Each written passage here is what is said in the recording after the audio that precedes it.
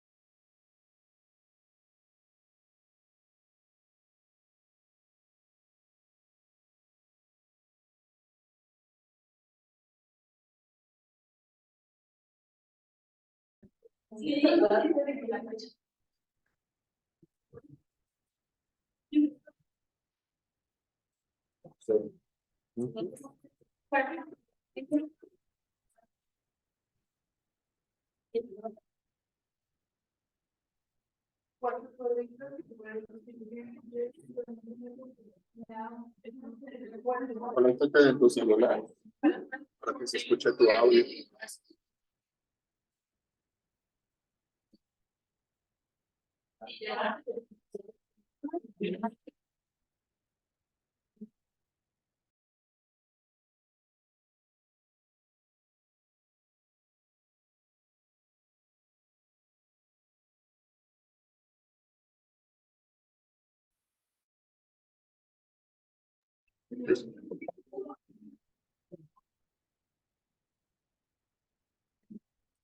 Es la doctora, dije, es nueva. Bueno, muy bien. ¿Quieren que me ponga al frente o la doy así sentada? ¿Mande? Sí, ya estamos por fin. Para no decir mensajes. Muy bien. Bueno, entonces, pues iniciamos, chicos, chicas. El tema de hoy es la catarata pediátrica. Y siguiente, por favor. Bueno, las cataratas pediátricas son la causa más común de ceguera infantil con posibilidad de tratamiento y presentan entre el 5 y el 20% de las causas de ceguera infantil en todo el mundo.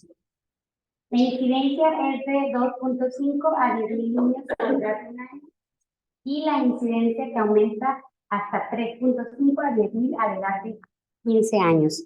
Esto, bueno, es muy importante conocer la incidencia, ya que la ceguera se puede retrasar, entonces, si se opera a tiempo. Siguiente, porfa. Evitar, perdón, no retrasar. Y bueno, la etiología. Están las cataratas bilaterales. La mayor causa de las cataratas pediátricas es idiopática. Es 3 veces mayor la catarata bilateral que la unilateral. Y dentro de otras causas, bueno, también de cataratas bilaterales, está usualmente es autosómico dominante, es hereditario. Hay anormalidades cromosómicas como trisomía 13, 18 y 13. Ya repetí, 13, 21, 18 y 13, perdón. Y otras translocaciones, deleciones y duplicaciones. Y también hay síndromes craneofaciales como el Hallermann-Streiff, Rubinstein, Davis, Smith, Lemmy o Pitts. Nunca había escuchado eso. Y también anormalidades muscoesqueléticas como es el Albright, el Conradi y la distrofia miotónica. También malformaciones renales como es el síndrome de Alport, de Lewy. También alteraciones metabólicas que pueden provocar las cataratas infantiles como la galactosemia, enfermedad de Fabry, Wilson, monocidosis, diabetes mellitus. También infecciones de tipo TORCH como la rubeola, citomegalovirus, varicela, sífilis, toxoplasmosis, anormalidades oculares. También pueden estar asociadas a cataratas infantiles como la aniridia, síndrome o disgenésico del segmento anterior, también cataratas iatrogénicas que son causadas por corticosteroides y la radiación, que esa también puede ser unilateral. Las cataratas unilaterales, las 3 más comunes vienen siendo anormalidades oculares, como es la vasculatura fetal persistente, disgénesis del segmento anterior y traumáticas. Además, el lenticono posterior es una de las causas de catarata unilateral más común. Aquí vemos una sección óptica de un lente normal adulto, solo para recordar anatomía. Vemos lo que es la cápsula anterior. Vemos aquí en esta parte que es la línea de disrupción entre el epitelio anterior. Aquí en esta parte vemos también la superficie del núcleo anterior y la superficie también del núcleo fetal que está aquí. El núcleo fetal. Y las capas internas de la mitad anterior del de las capas internas del núcleo fetal, de la mitad del núcleo fetal posterior, que estas contienen la sutura fetal. Y en la parte posterior vemos la superficie del núcleo, fetal. Y vemos aquí la superficie posterior del núcleo adulto. Y está la línea de disrupción, la cápsula posterior. Y bueno, entonces la anatomía. Siguiente, por favor. Las cataratas pediátricas. Aquí vemos entre lo más común son las características de las morfologías de estas cataratas pediátricas. Cuando son congénitas o adquiridas y vemos una catarata anterior, polar anterior, congénita, esta puede ser esporádica, bueno, es esporádica normalmente, puede ser unilateral o bilateral, y esta puede quedarse, que no progrese cuando sean cataratas anteriores polares y no hay microftalmia. Recordemos que la microftalmia es una longitud axial pequeña, sin malformaciones oculares. Y no, todavía seguimos en la tablita, please. Gracias. Cuando son cataratas nucleares, estas por lo general congénitas, pueden ser ya esporádicas o hereditarias. También puede ser unilateral o bilateral. Estas se quedan estables, o sea, no progresan este tipo de cataratas. Y algunas pueden tener microftalmias, estar asociadas a microftalmia. Las cataratas lamelares, estas son adquiridas, pueden ser hereditarias o esporádicas, estas suelen ser bilaterales y también pueden progresar o permanecer estables. No están asociadas a microftalmia.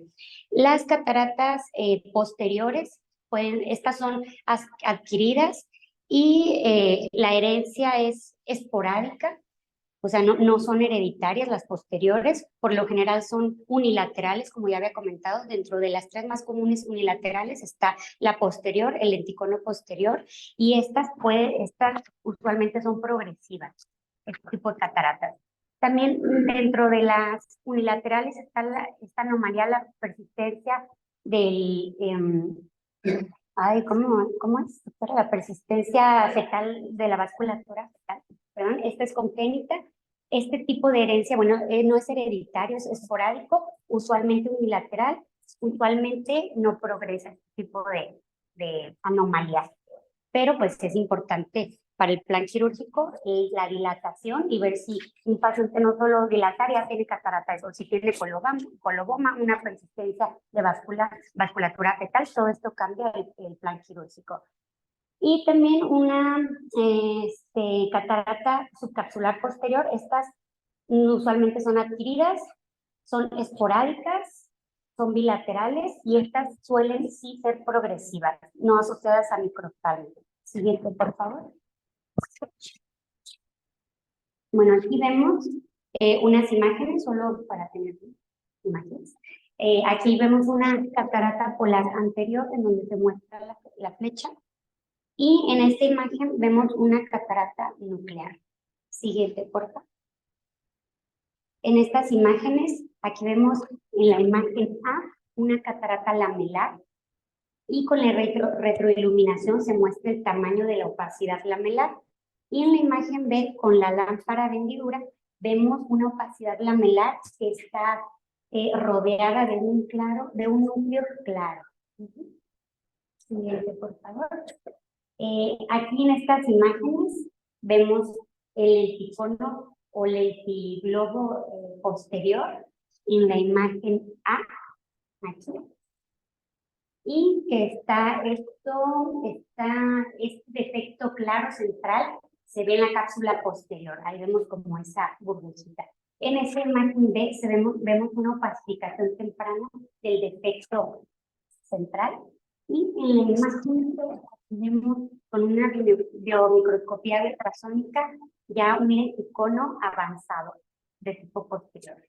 Siguiente, por favor. Las cataratas pediátricas, bueno, los objetivos es la restauración anatómica del globo ocular, que es la transparencia de medios ópticos, y evitar la ambliopía, que es la rehabilitación visual. Entonces, estos son los dos objetivos más importantes de las cataratas pediátricas. A diferencia de una catarata de adulto, la catarata de adulto se opera, se resolvió el problema. Bueno, si solo es catarata, ¿no? Para hablar como en ejemplo, a grosso modo. Y en las cataratas pediátricas es solo un paso del tratamiento. Se opera, pero es muy controversial y más adelante vamos a ver lo de los lentes intraoculares, se ponen, no se ponen, pero en estos casos es únicamente para la transparencia del eje visual. Quitar catarata y continuar con la rehabilitación visual, que es todo un proceso que ya la doctora nos va a apoyar con eso, que ella es experta. Siguiente, por favor. Aquí, consideraciones anatómicas de lo que viene siendo ¿cómo se dice? Bueno, la planeación de si poner lente intraocular o no ponerlo. Bueno, muy importante recordar las medidas. La longitud axial al nacimiento es de 16.8 milímetros, la curvatura corneal por lo general es de 47 a 50 dioptrías, del diámetro, y el diámetro horizontal del cristalino es de 6 milímetros. A los 2 años, la longitud axial se aumenta a 22 milímetros, con un diámetro horizontal del cristalino de 8.4 milímetros. A los 16 años, aumenta la longitud axial a 23.6 milímetros. Con una curvatura corneal, ya esto es del tamaño normal del adulto, misma longitud, y la curvatura de 43.50 con un diámetro horizontal del cristalino de 9. Esto es muy importante porque obviamente por lógica es desde el cálculo del lente hasta, por ejemplo, consideraciones que más adelante vamos a ver como unas reglas esquemáticas de cuando al momento de implantarle a un niño un lente intraocular va a haber un shift miópico porque se va a elongar el ojo. Entonces, la idea siempre es estar tenderte a ir por la hipermetrofía, dejar un lente para no para hipocorrección. Entonces, bueno, siguiente cosa. Por 2 años, 45. Gracias. Y la catarata pediátrica, bueno, el tratamiento, bueno, es indicación quirúrgica, siempre pues, lo ideal más antes de los 2 años. Ya sabemos, recordamos lo de la guía visual hasta los 2 años, pero sin embargo, entre pues más pronto se opere, mejor pronto. ¿Tiene? ¿Me escucho mi eco? Bueno. Mejor pronóstico tiene para evitar lo que es la miopía y la ceguera. Entonces, el tratamiento, la indicación quirúrgica, un segundito.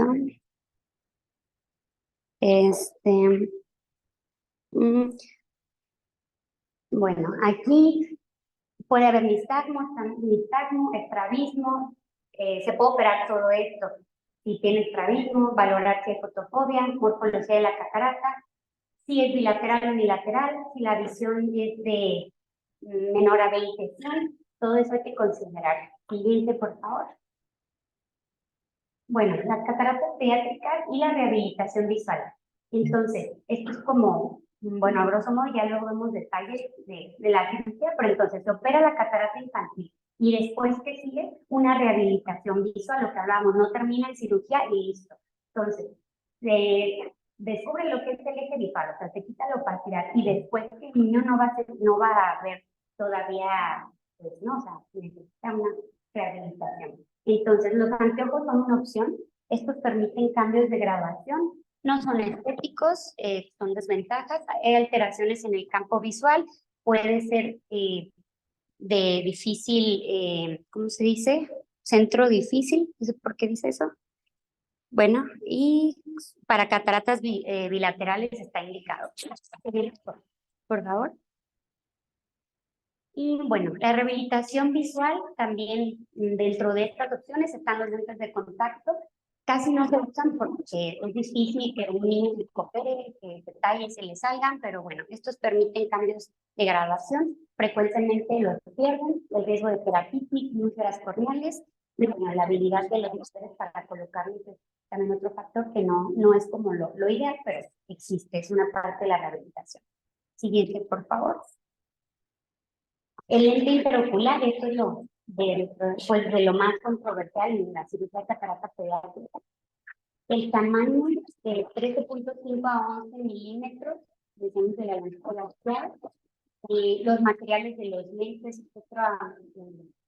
otro dato muy tiene que tener en cuenta, la controversia en menores de niños de 2 años, ya que la necesidad se va pues cambiando, va creciendo, y no permite cambios de graduación.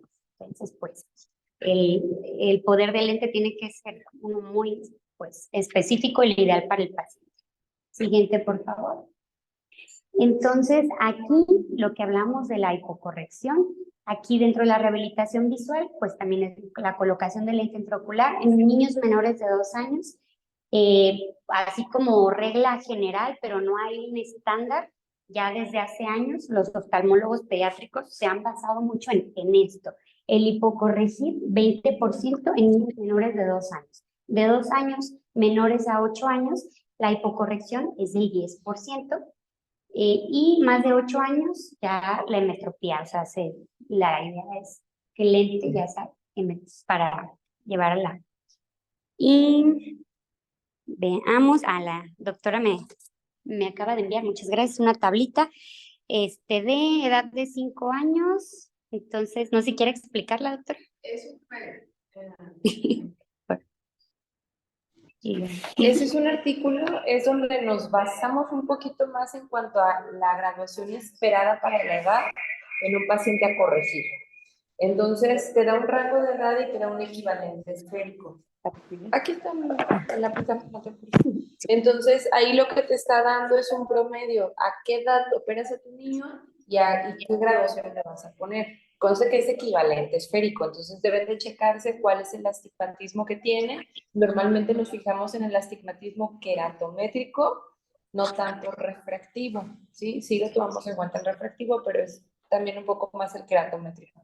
Si se dieron cuenta, la tabla que pusiste fue muy buena porque te hablan no solamente de los valores de diámetro anteroposterior al nacimiento, sino también la queratometría. Fíjense cómo va bajando la queratometría conforme crecen los niños.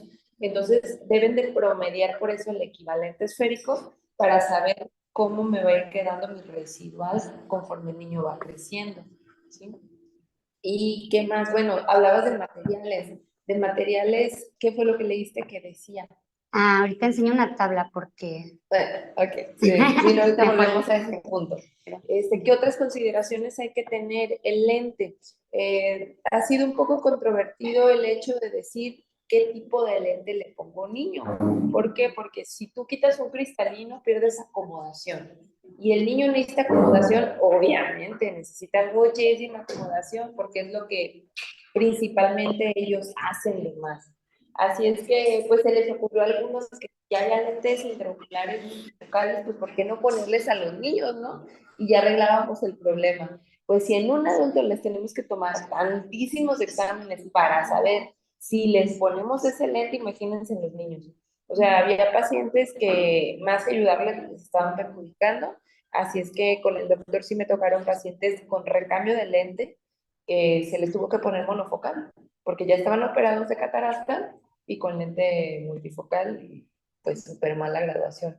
Y aparte el niño con ambliopía. Entonces, pues no, multifocales no, monofocales. ¿Vale? La rehabilitación, ¿por qué es tan importante? Porque ya cuando hablamos de ambliopía, sabemos que hay un rango de edad donde el paciente tiene el mayor riesgo de ambliopía. ¿Cuál es esa edad? ¿Se acuerdan? A los 8 años termina el desarrollo visual. O sea, tú dices, ok, tengo un paciente con catarata congénita. ¿Cuándo lo opero? En los 5 mucho antes de los 2 años. O sea, casi tiene que ser en los primeros 6 meses si es una catarata que me está afectando el eje visual. Entonces, si es una catarata que es ambliogénica, lo tengo que operar rápido. ¿Por qué? Porque en esos primeros 6 meses de vida, el niño va a tener un desarrollo rápido. Y ese desarrollo, mientras yo más me tarde, voy a dejar una ambliopía profunda. Entonces, ya algunos de los que han rotado conmigo han visto a un niño que operó el doctor Carvajal, que tiene una ambliopía súper severa, ¿sí? Era una catarata unilateral, entonces se le operó que lo operó pues relativamente pronto, se dieron cuenta del diagnóstico y lo operaron tan rápido, pero no se inició la rehabilitación rápido. Entonces el niño tenía una ambliopía muy profunda. O sea, estábamos hablando que ya llevábamos corrección, ya llevábamos parche, ya llevábamos atropina, y aún así el niño estaba a cuenta de él. Entonces, tiene que ser inmediata la rehabilitación visual. Como decía Fer, o sea, no es nada más quitarle la catarata, es de que, ok, le quité catarata y rápido a corregir, rápido a rehabilitar. Hay doctores que incluso cuando es una catarata muy ambliogénica, si todavía los papás se van a tardar en operar al niño, le parchan el ojo bueno, aunque no esté operado, para retrasar el desarrollo de manera bilateral. Entonces, que sea una ganancia exponencial de ambos y que no tengas una preferencia por el cerebro a trabajar con un solo ojo. Entonces, son opciones que existen. Ahí es rápido quitar la opacidad y irnos a rehabilitación visual. Pero sí, es un tratamiento que en realidad sí hacemos, porque se ambliopizan de manera profunda y no los sacas. No tan fácil. Entonces tú puedes decir, ay, sí, la cirugía está perfecta. Y la visión. Exacto. Gracias, doctora. Y bueno, entonces ya como dijo la doctora, todos esos puntos súper importantes. Ah, no, todavía estamos en la anterior, por favor. Bueno, entonces ya un poquito de lo que la doctora mencionó, bueno, las consideraciones preoperatorias, si la catarata es unilateral o bilateral, hay que colocar lente o no intraocular, hay que considerar el riesgo de inflamación postquirúrgica, accesibilidad a la rehabilitación visual, como comentaba la doctora, y el entorno familiar comprometido con la rehabilitación visual, muy importante, como mencionó, porque si no, pues ya, ¿no? Pues no, la visión está comprometida, ¿no? Las cirugías de las cataratas en niños es el primer paso, entonces, que se debe dar en este camino de la rehabilitación visual. Y para un niño con cataratas, la cirugía es tan solo una parte del tratamiento, como ya lo mencionamos, que es el mantenimiento del eje visual transparente al tiempo que se corrige un error de refracción residual variable y se requiere observación cuidadosa, un criterio firme, un seguimiento por parte de médicos, papás, todo un equipo multidisciplinario. Y las cataratas visualmente importantes en los niños requieren una intervención quirúrgica urgente a fin de recuperar la transparencia de los medios y ofrecer una imagen enfocada en la retina, ya lo mencionamos. La fecha prevista para el tratamiento es esencial, como comentó la doctora, y practicando la cirugía de cataratas unilaterales congénitas a las 6 semanas del nacimiento. Se ha demostrado que se obtienen los mejores resultados visuales y el periodo latente equivalente en relación con una privación visual bilateral puede ser superior a 10 semanas aproximadamente. Y resulta importante respetar el intervalo de tiempo mínimo entre las dos cirugías oculares también. Es algo a considerar. Siguiente, por favor. Entonces, los lentes intraoculares en cataratas congénitas. Bueno, la implantación de lentes intraoculares se ha convertido en una norma general en cuanto a cuidados para rehabilitación ópticos de niños de cataratas de grupos de edad más temprana. Y bueno, sin embargo, en el 2007, el uso de las lentes intraoculares sigue siendo controvertido para el control de la catarata infantil en relación con las cataratas bilaterales en el primer año. El uso de lentes de contacto o de gafas afáquicas podría constituir una alternativa razonable, como ya habíamos mencionado. Bueno, ahora bien, en relación con las cataratas unilaterales, se produce también un empate si ofrecer o no la implantación primaria de las lentes intraoculares en el momento de la intervención quirúrgica de las cataratas infantiles. Y bueno, las principales cuestiones de la implantación en la infancia del lente intraocular son las dificultades técnicas de implantarla, el seleccionar la potencia adecuada, así como el elevado índice de opacificación del eje visual que puede ocurrir, que es de las complicaciones más comunes, además del glaucoma. Y bueno, el índice de opacificación es superior en niños pseudofáquicos que en la que los niños afáquicos. Y las principales cuestiones en torno a la corrección de las lentes de contacto, bueno, es la falta de cumplimiento, el elevado índice de pérdida de los lentes, como ya mencionamos. Y bueno, estos son desafíos que las lentes de contacto sean poco prácticas para muchos niños. Y bueno, aunque se pueden obtener resultados visuales en ojo con catarata total infantil tras la corrección con lentes de contacto, sigue siendo una excepción a la regla. Y entonces tanto los lentes intraoculares como de contacto afágicos pueden permitir alcanzar una agudeza visual similar a la cirugía, como para intervenir una catarata unilateral, siempre y cuando se realice un buen cumplimiento de estos lentes de contacto. Y bueno, entonces las cataratas bilaterales, ya mencionamos la parte de los lentes de contacto. Las unilaterales, se puede o no usar lente intraocular, es controversial. Las contraindicaciones, si hay uveitis asociada a artritis reumatoide juvenil y las microftalmias complejas. Siguiente, por favor. El uso de lente de contacto no es tan controversial, es más, o sea, ¿cuándo usamos lente de contacto en un niño? Cuando lo vamos a dejar afáquico. Okay. ¿Por qué motivo? Porque si yo quito el cristalino, ¿cuántas dioptrías le voy a quitar al niño? Exacto, entonces un lente me va a dar 20 dioptrías, entonces usamos lente de contacto.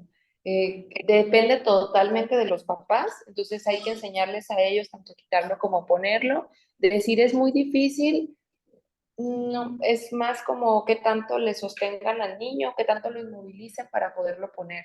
Entonces las mamás hacen normalmente la función de blefarostato y ponen el lentecito. Entonces no es tan difícil, ahí el detalle es más que luego los papás como que les da miedo, ¿no? Entonces sí tuvimos con el doctor una paciente, una mamá, que ya lloraba, o sea, era como de que ya doctor, opere la punta en el lente porque yo no puedo. Sufría cada vez que le ponía el lente de contacto a la bebé. ¿Sí? Sí. Pero fue la única de varios que se operaron a muy temprana edad, pues no alcanzaban las dioptrías, entonces era lente de contacto. Gracias. ¿Usted, doctora, prefiere lente de contacto que lentes aéreos o No, lo haces por medida. O sea, si la graduación, si lo vas a dejar afáquico al paciente, ningún lente de armazón te va a dar lo que necesita corregirse. Entonces usas lente de contacto. Si el paciente ya de la cirugía de catarata sale con su implante de lente intraocular, ya corriges lo demás con el armazón. Entonces es la única diferencia. Si se pudo implantar el lente por la edad del paciente, no poner lente de contacto, nada más el aéreo, para corregir esa hipermetropía que obviamente va a estar de más. ¿Para qué? Para que se vaya desarrollando la visión. Entonces ahora sí va a ser un niño como que tuviera una hipermetropía alta, por ejemplo, y ya lo tratas igual que un niño hipermetropía alta. Perfecto, muchas gracias, doctora. ¿Y hasta qué edad considera dejarlo Se trata de hacer lo más pronto posible. O sea, si el paciente, tú lo revisas, es el tamizaje visual, ¿no? Tiene semanas de vida y sale con una catarata congénita.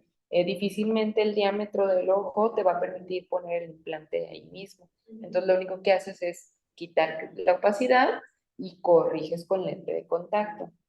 Normalmente ya para los 2 meses ya se puede colocar el lente intraocular. Entonces vuelves a hacer una intervención, ahora para implante secundario de lente, y ya nada más corriges con lente aéreo. Hay artículos que dicen que desde los 2 meses ya se puede, la mayoría de doctores a partir de los 3 meses sí o sí todos salen con lente intraocular.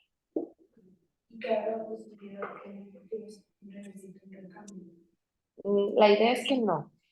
Por eso es que calculas la hipermetropía que quede residual.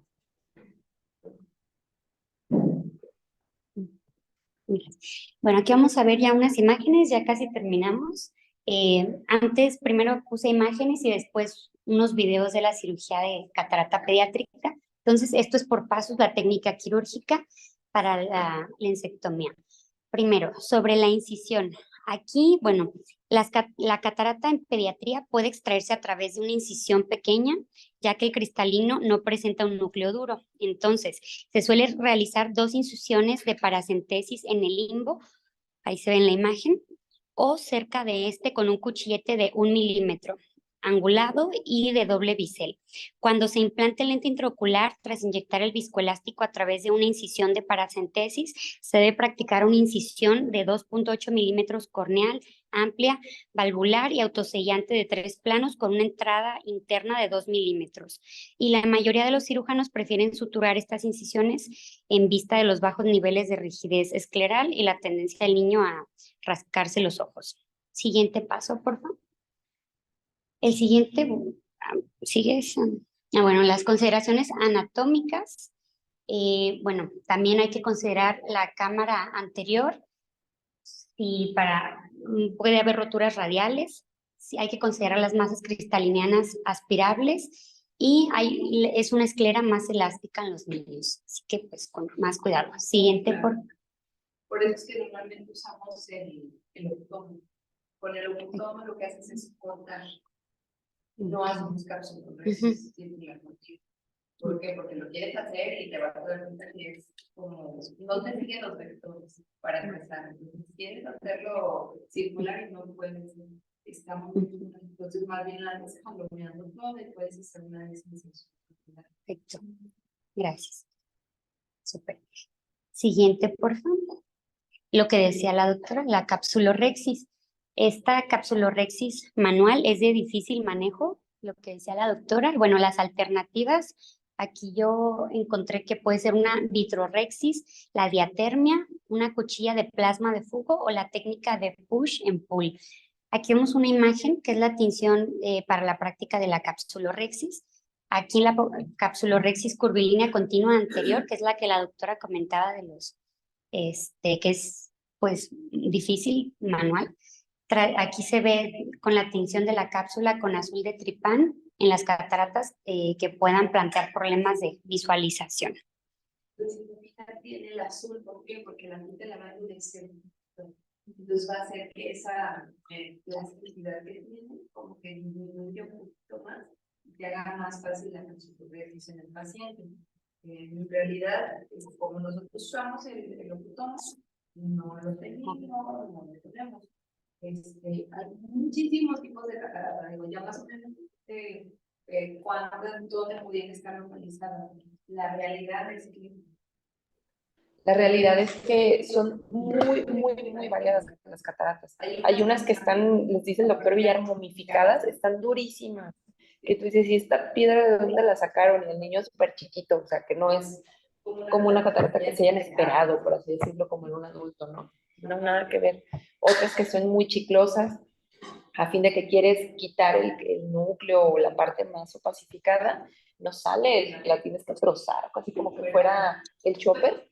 Tratas de ayudarte de tus instrumentos para separarla. Otras que son meramente como líquido, por eso te dice de la aspiración. Entonces esas son muy fáciles de quitar, nada más las aspiras.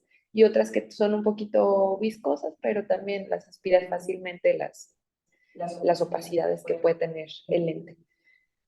¿Qué pasa?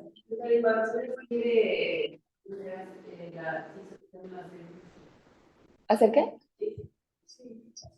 Ah, no. Es que normalmente con el microqueratomo sale. Con el locutomo. Perdón. Con el locutomo sale. Entonces, con el locutomo, ¿qué es lo que vas a hacer? Normalmente preferimos un calibre 20. Con el calibre 20, pues rápido las aspiras y todo el rollo. Como ahorita casi todas las cirugías de vitrio se trata de que sea microcirugía, entonces hay calibres muy pequeños casi en todas las clínicas. Entonces es difícil conseguir un calibre 20 y te tardas más. Esa es la diferencia. Normalmente nosotros para la irrigación usamos una aguja. La aguja la doblamos y como tienes el bisel de la aguja, te ayuda bastante para tratar de trozar. ¿Sí? Entonces hay muchos que se asustan. Dicen, ay, ¿cómo tienes una aguja dentro del ojo? Te ayuda muchísimo. Sí necesitas ser algo diestro porque si no tienes cuidado, puedes causar bastante daño con la aguja. Porque sí va a ser un material bastante que puede dañarte iris, todo, ¿no? Entonces, pero salen bien, nada más tardado. Perfecto, entonces ya vamos a... Siguiente, por favor. Y bueno, aquí, sobre la cápsula anterior, bueno, aquí pues dentro de la técnica, aquí se usa un cistitomo, se puede usar, o una ultrata de vitrectorexis o la endodiatermia. Son opciones para eh, pues romper la cápsula anterior. Entonces, por eso nos sirve la como tenemos. Igual si la cápsula no la podemos abrir, luego se puede decir, tomo tu aguja y empezar para empezar a hacer. Pero nada más te puso una entrada y ya lo demás con el tiro y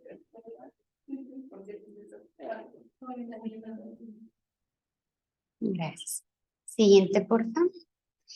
Y bueno, aquí para la cápsula posterior, aquí vemos,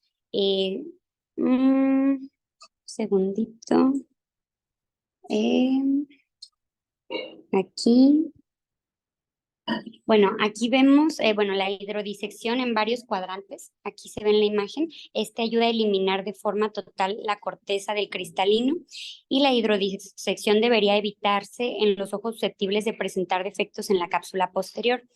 La extirpación cuidadosa de células y córtex podría ayudar, en teoría, a reducir la opacificación de la cápsula posterior.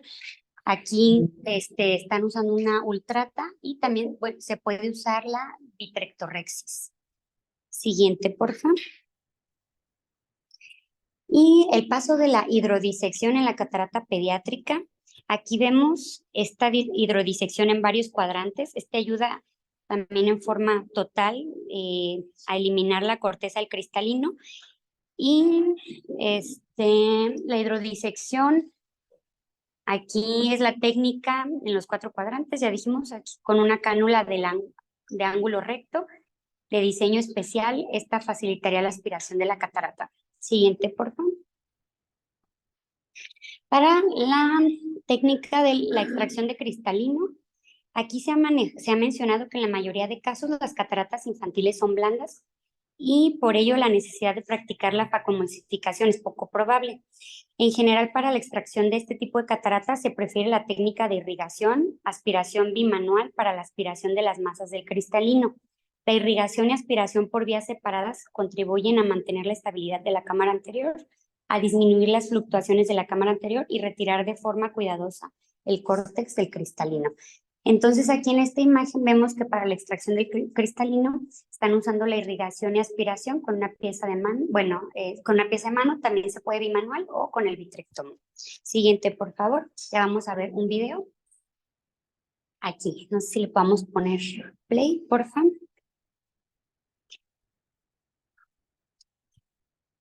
Bueno, hay 2 videos. Creo que ese está mejor, el que quieran. Bueno, ¿qué? Esta es una lensectomía. Sí, sí.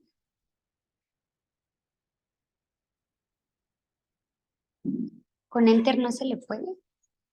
Como picarle al centro. ¿Cómo? Sí.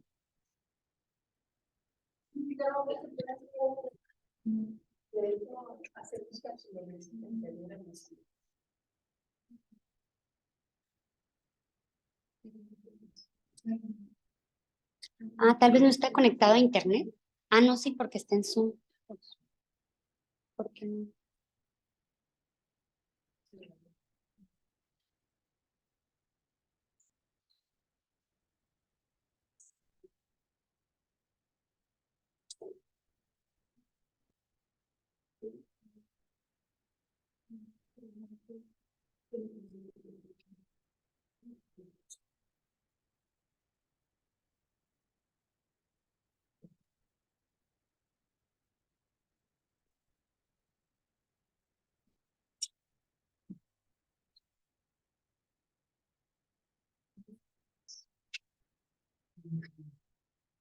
¿No se puede?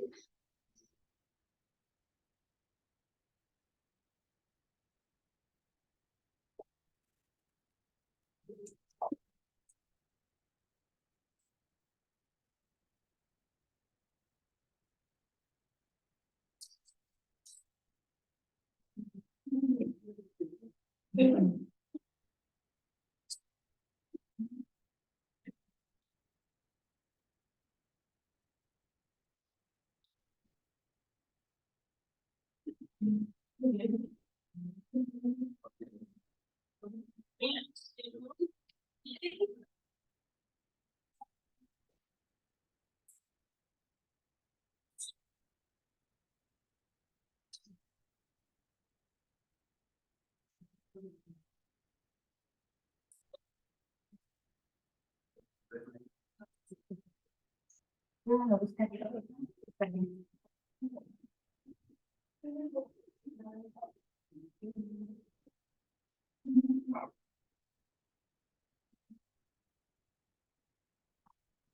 Entonces, para que vean este video, yo no voy a hablar. Porque no la espera que hable. Tienes que hablar. Sí, no. No tiene volumen para que lo escuchen. Bien, ahí qué fue lo que hizo, agarró el recto superior y con el recto superior lo agarra para que el ojo no se mueva tanto, por eso es que vieron esa sutura, ¿sí? Entonces con eso dejas como una guía para que no tengas tanto movimiento ocular. Si se fijan, ese tiene un abordaje muy anterior. Normalmente en todo lo que dijo Fer pueden encontrar distintas técnicas. Aquí lo importante que deben de saber es que no nos tenemos que ir tan corneales. Normalmente siempre hacemos una periotomía superior y no hacemos las incisiones corneales para no inducir astigmatismo. Nos vamos un poquito más posteriores, como si fuera un poco de tunelización, ¿sí? No tanto como en una SIX o demás, pero si tratas de irte un poquito más atrás. No está tanto en córnea clara este video, si está más al limbo. Digo, lo normal es que nos vayamos todavía un poco más posteriores en la incisión que vamos a hacer. Entonces ahí lo que hizo pues, fue poner el azul para que le sea un poco más fácil la capsulorhexis. ¿Por qué? Porque pues de entrada sí es complicadillo. Entonces se fijan cómo ahí no tiene la aguja que les decía. Y con el locutomo muchas veces es difícil, si está bastante chiclosa, entonces con tu misma aguja que tienes, le haces como un pinchadito y ya metes el locutomo y rápido empiezas a hacer la capsulorhexis. Entonces ahí están viendo cómo ya está haciendo el agujerito. Ya está empezando con la capsulorhexis anterior.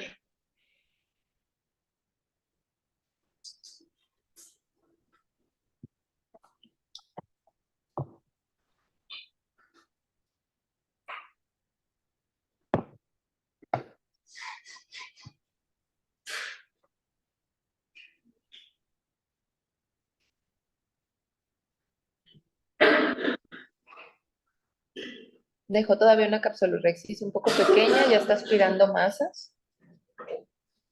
Se fijan cómo ya se alcanza a ver que algo se viene.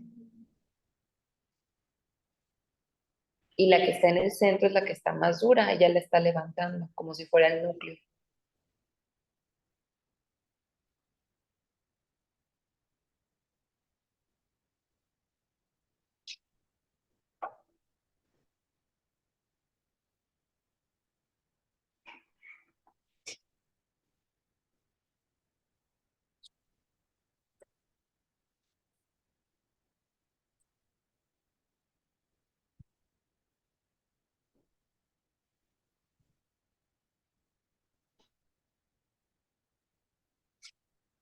¿Quieren que lo ponga más rápido? La velocidad, no, se puede. Sí. Está como larguito, ¿no? Muchas gracias. Thank you, thank you.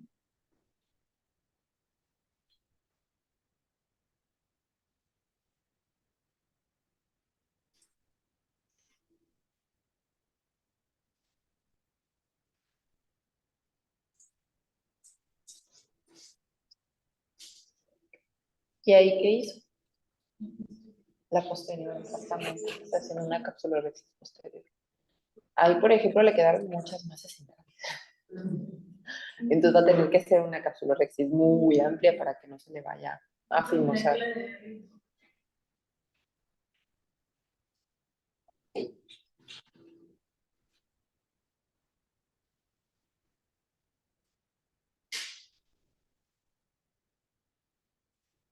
Normalmente cuando hacemos ese paso, antes de hacer más amplio el espacio, hacemos una vitrectomía anterior. Entonces, haces el primer agujerito y te vas a hacer una vitrectomía anterior y un poquito central. Corroboras con triamcinolona para checar que no haya vitro en cámara anterior o que ya no hay vitro en cámara anterior. Puedes ampliar a lo mejor un poquito más tu capsulorhexis posterior y ya te vas a colocación del lente intraocular. El lente debe quedar entre bolsa y bolsa. ¿Se fijan cómo ya está casi del mismo tamaño la anterior que la posterior? Ahí sí le va a ser sumamente difícil, porque ya el riesgo de que se te pueda ir para atrás el lente ya está más fácil al momento de que lo quieres poner. Entonces ahí, por ejemplo, no va a poner lente, ya está cerrando, lo va a dejar a foco. Entonces lo más probable es que la siguiente vez que metan al paciente, ¿qué es lo que van a hacer? Pues le van a poner en sulcus el lente.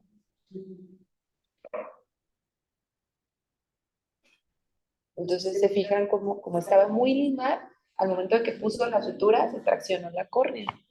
Por eso es que tratamos de que sea más en esclera la incisión, para no inducir ese estigmatismo. Y se cierra, ¿no? Se cierra. Sí, porque son niños, tú tienes que asegurar el procedimiento. Sí, pero es- Exacto.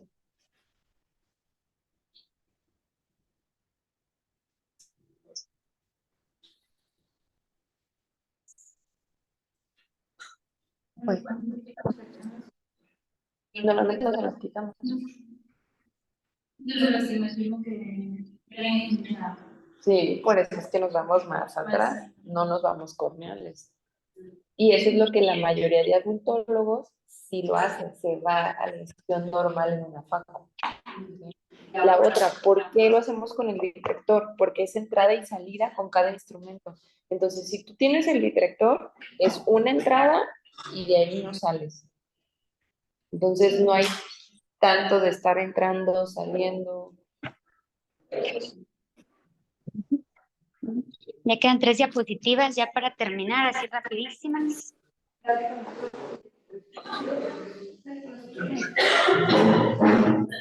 Bueno, quedan unas tablitas ya para mencionarlas.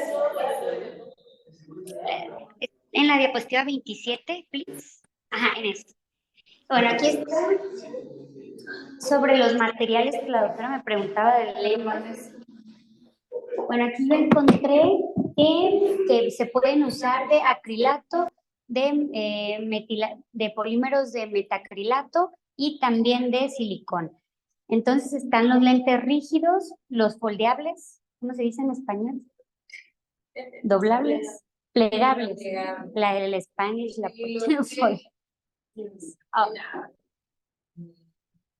sí, y los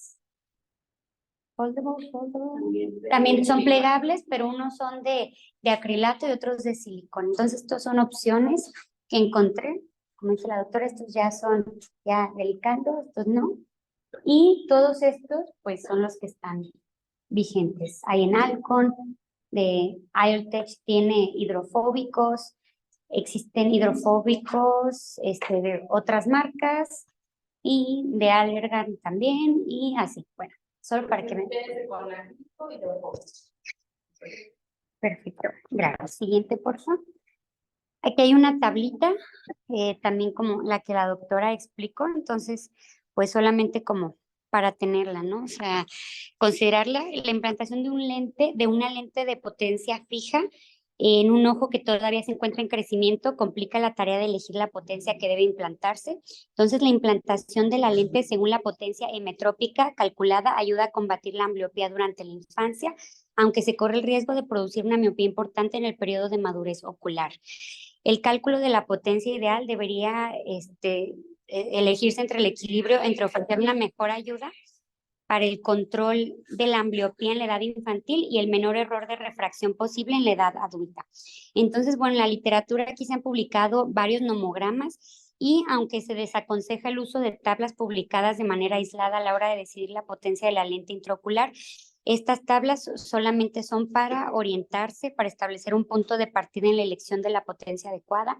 La decisión depende de múltiples factores que ya pues mencionamos, como cada niño, y se basa en muchas variables como la edad, si es bilateral o unilateral la catarata, la situación de la ambliopía, si es severa, leve, y el uso que se realice de las gafas y de los antecedentes familiares de miopía. Y también se pretende subcorregir la potencia de la lente en todos los ojos en pediatría, estando el grado de subcorrección sujeto a los factores mencionados más arriba. Aquí lo que la doctora mencionaba, que es la edad de la cirugía al primer mes, de 2 a 3 meses. Entonces aquí se puede elegir, aquí se orienta un +8, un +9, que es para la refracción residual, para minimizar la miopía tardía, o se puede sugerir a la edad de 2 a 3 meses para la refracción residual media de... Sí.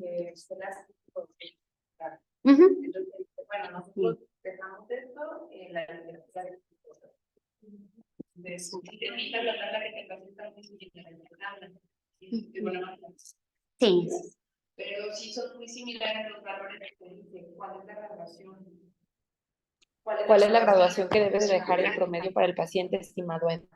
Entonces te debes de basar más o menos en esa, pero es equivalente esférico, ¿sabes? Pero es una refracción que debes de dejar más o menos con esa hipermetropía. Gracias. Siguiente, por favor. Y bueno, aquí las complicaciones posoperatorias. Bueno, aquí las complicaciones posoperatorias pueden desarrollarse precozmente o transcurridos muchos años, por lo que resulta esencial realizar a largo plazo un seguimiento de estos niños después de la cirugía de catarata pediátrica. En relación con los ojos operados durante la infancia, debería informarse a los padres que el primer seguimiento durante los primeros 6 meses es muy importante. La mayoría de ojos que desarrollan la opacificación lo hacen en los primeros 6 meses después de la cirugía. La detección de la opacificación de la forma más temprana posible y su tratamiento en caso de que sea necesario, puede ayudar a alcanzar mejores resultados visuales. Y con el uso de lentes acrílicas hidrófobas, varios artículos han informado sobre un promedio de opacificación del 44% en el ojo infantil. En los ojos con anomalías oculares asociadas como, por ejemplo, disgenesia del segmento anterior, hipoplasia de iris o vasculatura fetal persistente, el riesgo se presenta 9 veces superior de desarrollar esta opacificación en comparación con los ojos sin anomalías oculares. Y bueno, respecto al riesgo de la opacificación del eje visual tras la cirugía de cataratas congénitas, en niños con más de 2 años, en el momento de la intervención quirúrgica, el índice secundario a opacificación tras la capsulectomía primaria posterior y vitrectomía presenta un promedio de 5.1%. En niños mayores que no se ha presentado vitrectomía anterior tras la capsulorhexis primaria posterior, el riesgo de opacificación del eje visual asciende al 14%. Con una cápsula posterior intacta, en varios artículos se ha informado un riesgo de opacificación entre el 15% y 100%. Y el promedio del 25% sin incluir los ojos de niños menores de 4 años, en los que el riesgo de opacificación de la cápsula posterior es del 100% en el caso de que no se haya practicado capsulectomía posterior en el mismo acto quirúrgico. Entonces, bueno, suele aceptarse tras una capsulectomía primaria posterior y una vitrectomía anterior. La opacificación apenas se produce en los niños mayores si se utiliza una lente acrílica. Con un seguimiento más prolongado, incluso en niños mayores, el índice medio de capsulotomía láser también es una opción. Podría ser superior al 25% del riesgo de esta opacificación con el JAK láser. Y en relación con los ojos operados, en los que se ha mantenido una cápsula posterior íntegra, debería informarse a los padres que el niño puede requerir un procedimiento secundario con relación a la opacificación de la cápsula posterior en algún momento de su vida. Entonces, bueno, la edad es importante en el momento de la cirugía, la calidad de la cirugía de catarata, presencia o no de complicaciones intra y postoperatorias, el resultado refractivo y el tratamiento postoperatorio de la rehabilitación visual, entre otros, son las posibilidades de recuperación funcional para para la catarata infantil. Siguiente, por favor. Y bueno, conclusiones. Entonces, a pesar de obtener los resultados técnicos satisfactorios, los resultados funcionales siguen siendo impredecibles. El resultado visual a largo plazo suele verse afectado de forma negativa por la miopía. Y el control primario de la cápsula posterior es obligatorio en función de la edad del niño en el momento de someterse a la intervención quirúrgica.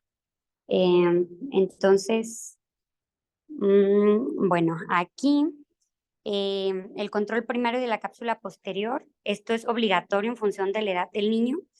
Y bueno, en el futuro la mejora de las técnicas quirúrgicas, los avances de las lentes intraoculares y el mejor conocimiento del crecimiento del ojo pediátrico, la implantación de lente puede llegar a convertirse en un método estándar de tratamiento de las cataratas congénitas, incluso en el grupo de edad más joven. Entonces, es todo un tema larguísimo, controversial. Entonces vamos a ver que hay médicos, como dijo la doctora, que ponen lente intraocular y otros dejan afáquico. Entonces, esto ya depende, pues, el médico, el paciente, no sé, la doctora que prefiere.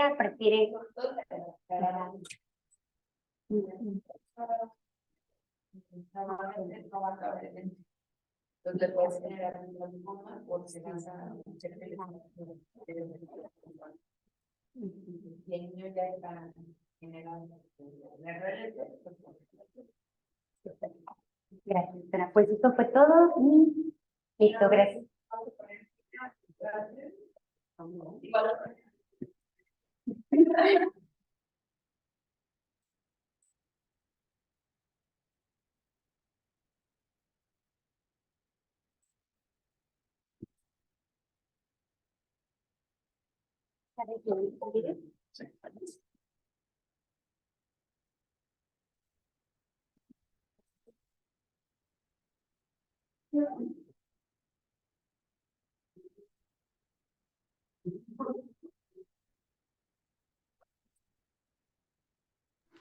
Ya hizo la cápsula rectus anterior, ¿se dieron cuenta?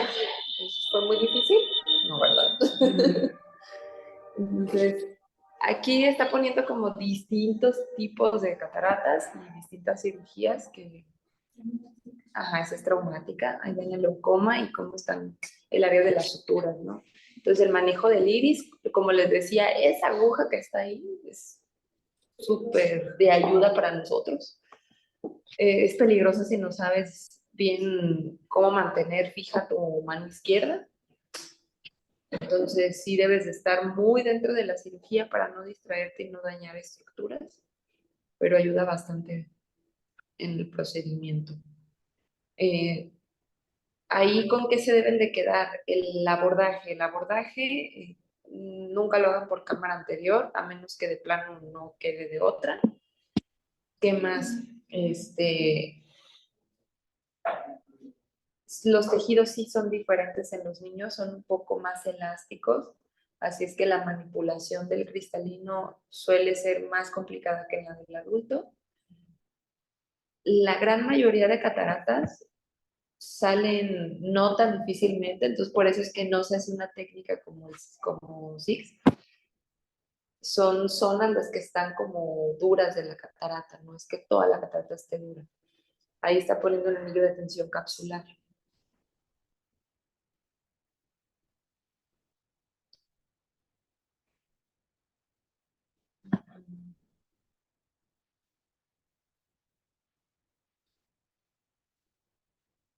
Lo que les decíamos del lente intraocular. Entonces dice, pues, ¿cuándo ponerlo? Pues siempre, siempre que puedas, pon el lente intraocular.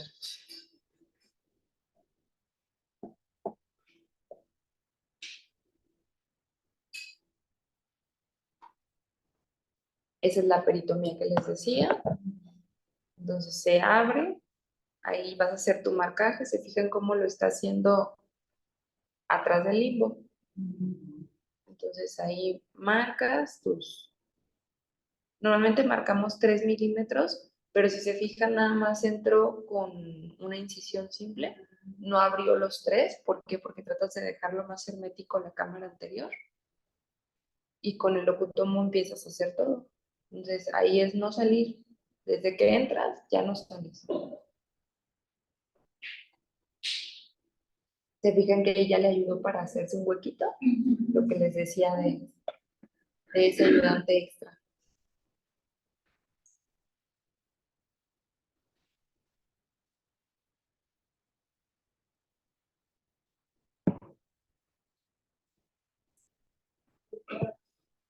¿Sí?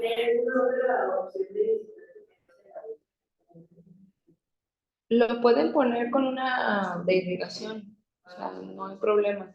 Para nosotros es mucho más fácil usar la aguja porque es un instrumento que tú tienes para separar, para cortar, puede haber sinequias, o sea, es muy versátil la cirugía de catarata pediátrica. Entonces ahí lo más importante que el lente queda entre bolsa y bolsa, o sea, queda en su sitio.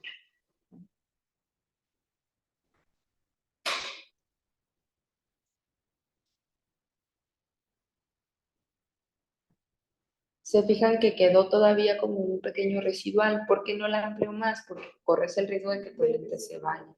Exacto. Entonces, tratas de dejar el eje visual libre, tratas de dejar amplio. Ahí puso un poquito de carbacol para que cerrara la pupila.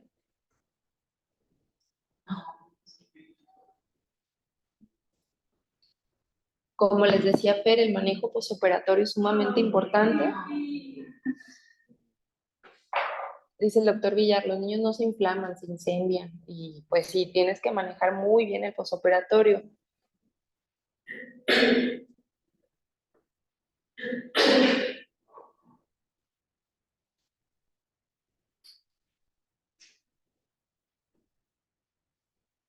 Esas son el por qué hacer con el microqueratomo, ¿eh? Y por qué hacer un abordaje anterior.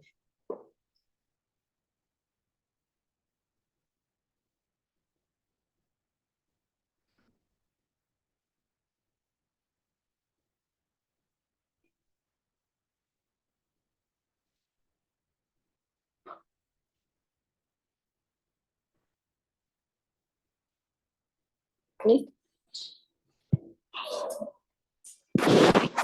Entonces, chiquito pero con sus. Y pues bueno, ¿qué más de este tema? Eh, el cálculo de lente, pues básicamente es para toda una clase. Y con lo que se deben de quedar es que siempre debe de quedar hiperémetro por niño, deben de estimarlo conforme a la edad. No es nada más como de que, ay, pues yo creo que no. Hay tablas. Las tablas son reales, entonces basas en las tablas. Y ¿qué otra cosa es importante?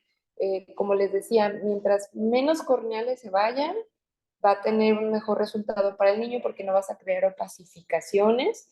El manejo postoperatorio de la inflamación es muy importante. Les dejamos corticoide tomado, corticoide tópico y tratamos de que sea un seguimiento corto.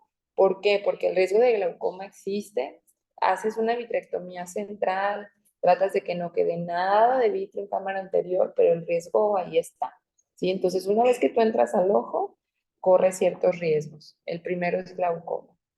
Así es que siempre tengan eso en cuenta de un buen manejo de, del posoperatorio para que sea una buena rehabilitación la que el paciente tenga. ¿Se les debe contenedores también? ¿O solo si se llega a aumentar la presión? Solo si se llega a aumentar. De entrada no. Lo dejas con un tono, pues que con la cánula vas sintiendo y dices, está en buen tono. Y ya en el posoperatorio es cuando puedes ver, así que, ay, sí, ya, sí. Exacto, entonces ya le puedes agregar un hipotensor. Digo, idealmente es con el tono que lo dejas, como ya esperas que evolucione el ojo. En quienes sí los dejamos un poquito más alto, cuando tienen vitrio primario hiperplásico persistente o la vasculatura fetal. Como con ellos, lo que tienes que hacer es cortar esa venita que está todavía funcionando, entonces la cauterizamos. Y al momento de que tú la separas, como con el cauterio, pues tratas de que cicatrice y que no siga sangrando. Pero hay veces que te sangra un poco en lo que le estás ahí queriendo cauterizar, entonces te puede crear un hemovitre. Entonces ahí sí tratas de generar un poco más de presión en el globo ocular para que si por algo no la cauterizaste como hubieras querido, que se separó antes, dejarle un mayor tono al ojo para que no favorezca un sangrado.